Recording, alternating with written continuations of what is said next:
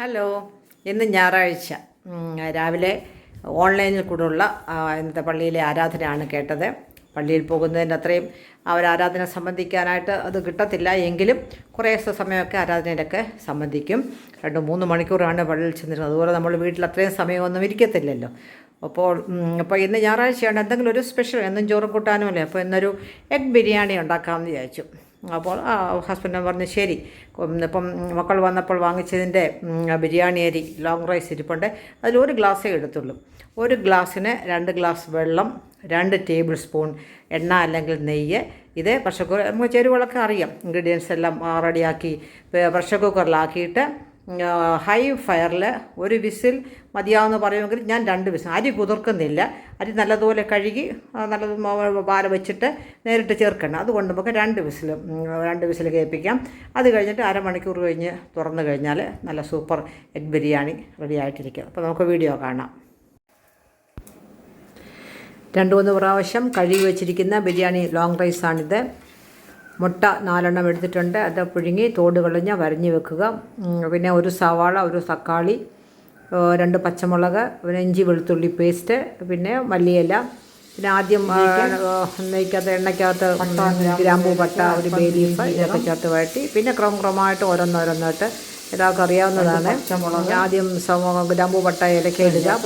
അതൊന്ന് എണ്ണയിൽ നല്ലതുപോലെ അല്ലെങ്കിൽ ഞാൻ 1 സ്പൂൺ എണ്ണയും 1 സ്പൂൺ നെയ്യുമാണ് ചേർത്തേക്കുന്നത്.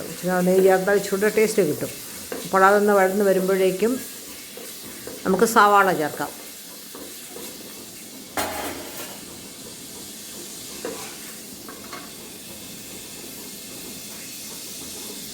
ചെറുതായതിന് ചേർത്ത് വഴറ്റണം.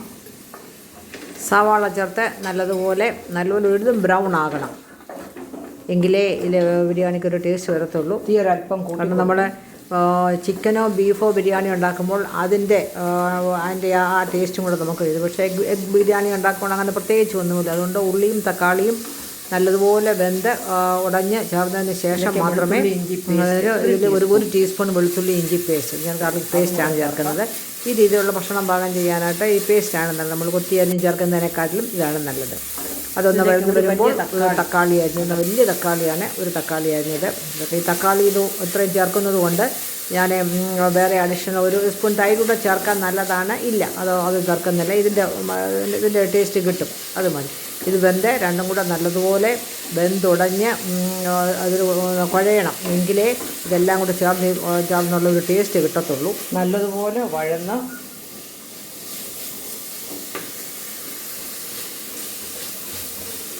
തക്കാളിയൊക്കെ ഒന്ന് വെന്തുടയണം. എങ്കിലേ നമ്മുടെ ഈ റൈസിന്.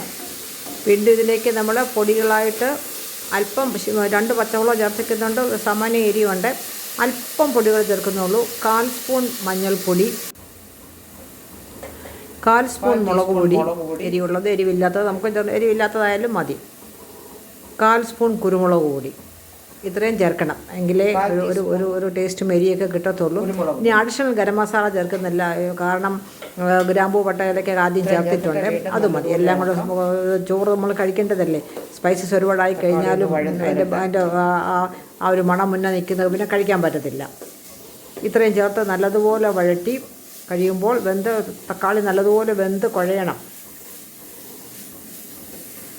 വീണ്ടും ഇതിലേക്ക് നമുക്ക് മുട്ട പുഴുങ്ങി വരഞ്ഞ് വെച്ചേക്കുന്ന, തോട് കളഞ്ഞ് വരഞ്ഞ് വെച്ചേക്കുന്ന മുട്ട ചേർക്കാം. ഈ മുട്ടയും കൂടെ ചേർത്ത് കഴിഞ്ഞിട്ട് നമുക്ക് ഈ സമയത്ത് അല്പം മല്ലിയിലയും പുതിനയിലയും കൂടെ ചേർക്കുകയാണ്. പുതിനയില ഇല്ല എന്ന് വെച്ചാൽ അല്പം കരിവേപ്പിലയാണ് ചേർക്കുന്നത്. കുറച്ച് മല്ലിയിലയും ഉണ്ടായിരുന്നുള്ളൂ, ബാക്കിയൊക്കെ സാമ്പാറിന് ചേർത്തു. അപ്പം മതി. ഇവിടെ അധികം സ്പൈസസ് വേണ്ട. ചോറുണ്ടെന്ന പോലെ തന്നെ ഇരിക്കണം ബിരിയാണി. ലൈറ്റായിട്ടുള്ള ടേസ്റ്റും ഫ്ലേവറും ഒക്കെ മതി. ഈ മല്ലിയില പുതിന എല്ലാവരും ധാരാളം ചേർക്കും. പക്ഷേ ഇല്ല, ഞാനങ്ങനെ ചേർക്കാറില്ല. ആർക്കും വലിയ താല്പര്യമില്ല. ഉപ്പ് പാകത്തിനാക്കും. ഒരു 1/4 ടീസ്പൂൺ, 1/4 സ്പൂൺ, 1 സ്പൂൺ അല്ല, 1 ടീസ്പൂണും 1/2 സ്പൂണും കൂടെ ചേർത്തു. 1/4 ടേബിൾ സ്പൂൺ ഉപ്പ് ചേർത്തു. നമ്മളിനിയും വെള്ളവും എല്ലാം കൂടെ ചേർക്കാനായിട്ടുള്ളതിൻ്റെ പാകത്തിനാണിപ്പോൾ ഉപ്പ് ചേർക്കുന്നത്. ഈ സമയത്ത് നല്ലതുപോലെ വഴന്ന് കഴിയുമ്പോൾ നമുക്ക് നല്ല വലിയ മുട്ട ചേർക്കാം. മുട്ട ചേർത്ത് നല്ലതുപോലെ ഈ അരപ്പുമായിട്ടൊന്ന് വഴന്ന് കഴിയുമ്പോൾ ഈ സമയത്ത് നമ്മൾ അരി വേവിച്ച് വെച്ചിരിക്കുകയാണെന്നുണ്ടെങ്കിൽ 2 വിസിൽ വേവിച്ച് വെച്ചിരിക്കുകയാണെങ്കിൽ ഈ സമയത്ത് ചേർത്ത് മുകളിലോട്ടിട്ടിട്ട് നമ്മൾ പ്രഷർ കുക്കർ അടച്ച് ദം ചെയ്യുന്നത് പോലെ ഒരു ചെറിയ ഫയറിലൊരു 5 മിനിറ്റ് 10 മിനിറ്റ് ഇട്ട് കഴിഞ്ഞാൽ ചാറൊക്കെ എല്ലാം അരിയിലും ഒക്കെ പിടിച്ച് നമ്മൾ ഇളക്കിയെടുക്കുമ്പോൾ നല്ലതായിരിക്കും. ഇല്ല എങ്കിൽ നമ്മൾ മുട്ട ചേർത്തിട്ട് നല്ലതുപോലെ ഇളക്കി അല്പം നേരം വഴറ്റി കഴിഞ്ഞിട്ട് നമ്മൾ പാകത്തിന് വെള്ളം, ഞാൻ 1 ഗ്ലാസ് അരിക്ക് 2 ഗ്ലാസ്, അല്പം കൂടുതലാണ് എങ്കിലും തണുക്കുമ്പോൾ ഇപ്പം കുഴഞ്ഞതുപോലെ തോന്നുമെങ്കിലും തണുക്കുമ്പോൾ അത് കറക്റ്റായിട്ടിരിക്കും. ഹസ്ബൻഡിനൊക്കെ ഒരു ദിവസം അരി വേവണം, അതാണ് ഇഷ്ടം. അല്ലാതെ നമ്മളെ റെസ്റ്റോറൻറ്റിൽ കിട്ടുന്ന പോലെ ഒന്നത്തൊടാതെ കിട്ടു കഴിഞ്ഞാൽ ഇവരാരും തന്നെ കഴിക്കുകയില്ല. മക്കളും വരുമ്പോൾ എല്ലാവരും അത് തന്നെ ഒന്ന് കുഴഞ്ഞിരിക്കുന്ന ആ ഒരു രീതിയിലാണ്. നമ്മൾ 2 ഗ്ലാസ് വെള്ളം, 1 ഗ്ലാസ് അരി ഞാൻ എടുത്തുള്ളൂ, 2 ഗ്ലാസ് വെള്ളം, അതായത് അരി കുതിർത്തിട്ടുമില്ല, അതുകൊണ്ട് 2 ഗ്ലാസ് വെള്ളം ഒഴിച്ച്. ബിരിയാണിയുടെ ലോങ് റൈസാണ്, കുതിർക്കുന്നില്ല, കഴുകി 3-4 വശം കഴുകി ഡ്രെയിൻ ചെയ്ത് വെച്ചേക്കുന്ന അരിയാണ്. വീണ്ടും ഉപ്പ് പാകത്തിനാക്കി വെള്ളം ചേർത്തിട്ട് ഉപ്പ് പാകത്തിനാക്കി കഴിഞ്ഞിട്ട് പ്രഷർ കുക്കർ അടച്ച് ഹൈ ഫയറിൽ തന്നെ വെക്കണം. ഹൈ ഫയറിൽ ഇതിന് നമുക്ക് 1.5 ഗ്ലാസ് അല്ലെങ്കിൽ 1.25 ഗ്ലാസ് വെച്ചിട്ട് ഒരു വിസിൽ കേട്ടാൽ അരി അങ്ങോട്ട് ശരിക്കും വേവത്തില്ല. 2 വിസിൽ ഹൈ ഫയറിൽ തന്നെ 2 വിസിൽ അടുപ്പിച്ചടുപ്പിച്ച് 2 വിസിൽ കേൾക്കുമ്പോൾ നമുക്ക് ഇത് കുക്കർ ഓഫ് ചെയ്യാം. വെള്ളം ഒന്നും ഒരുവിധം തിളച്ചില്ലെങ്കിൽ നല്ലതുപോലെ ഒന്ന് ചൂടാക്കി എൻ്റെ അടുത്ത സ്റ്റൗവിൽ തന്നെ ഞാൻ വെച്ചിട്ടുണ്ടായിരുന്നു, അതും കൂടെ ചേർത്തു. ഉപ്പ് പാകത്തിന് ലാസ്റ്റിലൊന്ന് നോക്കണം. ഈ സമയത്ത് മല്ലിയില പുതിനയിലൊക്കെ വേണ്ടിയവർക്ക് കൂടുതൽ ചേർക്കാം, ഞാൻ അതൊന്നും കൂടുതൽ ചേർക്കുന്നില്ല. ഉപ്പൊക്കെ പാകത്തിനുണ്ട്. കറക്റ്റാക്കിയിട്ട് നമുക്ക് കുക്കർ അടച്ച്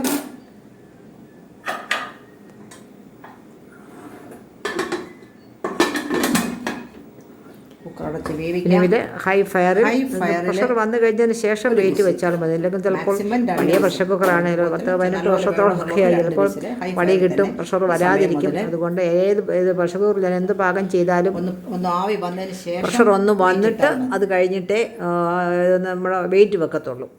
അപ്പോൾ അതുപോലെ വെയിറ്റ് വെച്ചിട്ട് ഹൈ ഫയറിൽ 2 വിസിൽ കേട്ടുകൾ ഓഫ് ചെയ്ത് കഴിഞ്ഞാൽ അരമണിക്കൂർ കഴിഞ്ഞിട്ട് തുറന്നു കഴിഞ്ഞാൽ അരമണിക്കൂറില്ല 3/4 മണിക്കൂറായാലും കുഴപ്പമില്ല, സാവകാശം ഉണ്ടെങ്കിൽ അത്രയും വയ്ക്കാം. അതിന് വന്നു, ഫസ്റ്റ് വിസിൽ വന്നു, ഒരു വിസിലും കൂടെ ഉടനെ തന്നെ കേൾക്കും. ഓഫ് ചെയ്തിട്ട് കഴിഞ്ഞാൽ ഒരു 3/4 മണിക്കൂർ ഇടുമ്പോൾ കറി കംപ്ലീറ്റ്. ഇപ്പോൾ അരമണിക്കൂർ കഴിഞ്ഞ് 3/4 മണിക്കൂറോളം ആയിട്ടുണ്ട്. പ്രഷർ കുക്കർ തുറന്നു, കറക്റ്റായിട്ട് നമുക്ക് ബിരിയാണി കിട്ടിയിട്ടുണ്ട്. ഇളക്കി നോക്കി, ഒട്ടും തന്നെ വെള്ളമയമില്ല, ഒരല്പം കുഴഞ്ഞതുപോലെ ഇരിക്കും. എങ്കിലും അല്പസമയം കഴിഞ്ഞിട്ട് അത് നമ്മളെടുത്ത് കഴിയുമ്പോഴേ നല്ലതുപോലെ അരി പാകത്തിന് വെന്തുമിരിക്കും. എന്നാൽ പിന്നെ തൊടാതെ അത്രയും അങ്ങ് റെസ്റ്റോറൻറ്റ് സ്റ്റൈലൊന്നും കിട്ടത്തില്ല, എങ്കിലും നമുക്ക് കഴിക്കണ്ടേ, മുട്ടയും കൂടെ ചേർത്ത് കഴിക്കേണ്ടതായതുകൊണ്ട് ആ ഒരു പരുവത്തിന് കിട്ടുന്നതാണ്. അതാണ് ഇവിടെ എല്ലാവർക്കും ഇഷ്ടം. അപ്പോൾ അങ്ങനെ പെട്ടെന്ന് വർഷത്തിൽ പെട്ടെന്ന് നമുക്ക് 2-3 കൂട്ടാനൊക്കെ ചോറിനൊക്കെ ഉണ്ടാക്കുന്നതിനേക്കാട്ടിൽ എളുപ്പം ഇതാണ്. അപ്പോൾ നമുക്ക് പെട്ടെന്ന് അത് കൂട്ടാൻ നമുക്ക് റെഡിയാക്കി എടുക്കാം. ടേസ്റ്റ് ഉണ്ടോ എന്ന് നോക്കട്ടെ. എടുത്തു, ടേസ്റ്റ് കാണും. അതിനകത്ത് എല്ലാം ഇൻഗ്രീഡിയൻസ് എല്ലാം നല്ലതുപോലെ ചേർത്തിട്ടുണ്ടല്ലോ, ആവശ്യത്തിന് ചേർത്തിട്ടുണ്ട്. ഓവർ സ്പൈസസ് ഇല്ല, അരി നല്ലപോലെ വെന്തിട്ടുണ്ട്, കുഴപ്പമില്ല. അപ്പോൾ അങ്ങനെ പെട്ടെന്ന് നമുക്ക് ബിരിയാണി ഉണ്ടാക്കണമെന്നുണ്ടെങ്കിലും ബിരിയാണി അരി വേണം നിർബന്ധമില്ല. കൈമാ റൈസല്ല, അല്ലാതെ ഏതെങ്കിലും ഡോപ്പി അരി വേറെ ഏതെങ്കിലും റൈസുകളൊക്കെ ഉണ്ടെങ്കിൽ തന്നെയും നമുക്ക് ചേർത്ത് പെട്ടെന്നൊരു ബിരിയാണി ഉണ്ടാക്കാം. വെള്ളച്ചമ്പാവരി ഉണ്ടല്ലോ, അത് സ്റ്റോക്ക് ഉണ്ടെങ്കിലും പെട്ടെന്ന് ഉണ്ടാക്കാം. അപ്പോൾ ദിവസവും സാമ്പാറും മീനും ഒക്കെ കൂട്ടി ഒരു ഉണ്ടല്ലോ ഒരു മാറ്റം. അപ്പോൾ okay, thanks for watching this video. പിന്നെ അടുത്ത വീഡിയോയിൽ കാണാം.